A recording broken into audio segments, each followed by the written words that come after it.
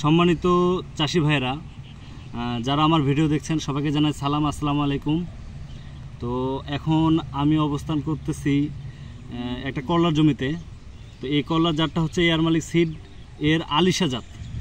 তো এই আলিশা জাতটা কোম্পানি নতুনভাবে মার্কেট করতেছে। তো এই জন্য এই জাতটার মাঠ পর্যায়ের ফলাফল দেখার জন্য আমরা চলে আসছি আজকে বগুড়া সদর উপজেলার পীরগাছার পার্শ্ববর্তী একটা গ্রামে। তো আমরা এখন দেখব যে এই করলাটা আসলে কেমন বা করলার বৈশিষ্ট্যটা কি, এটা একটু দেখার চেষ্টা করব। তো এই যে আমি কয়েকটা করলা ছিঁড়ছি, বা আমার পাশেও আপনারা দেখতে পাচ্ছেন যে অনেক অসংখ্য করলা ধরে আছে। তার মানে আমরা বুঝতে পারতেছি এই করলাটার ফলন বেশি এবং এর মাচার উপরেও এখন অনেক করলা, যদিও চাষি ভাই হয়তো সবগুলো নামাইতে পারে নাই, আর তাহলে আরও একটু বেশি দেখতে পারতেন। তবে যা আছে অনেক আছে। এবং এই করলাটার আরেকটা জিনিস দেখতেছি, এর সাইজটা মানে ছোট টাইপের সাইজ, কিন্তু অল্প একটু স্লাইড বড়। তো অল্প একটু বড় থাকার কারণে বাজারে যখন আপনি বিক্রি করবেন বা করলাটা যখন বয়স শেষের দিকে হয়ে যাবে তখন এটা বেশি ছোট হবে না, এটা সাইজেই থাকবে, মার্কেটেবল সাইজ অলওয়েজ এর থাকবে।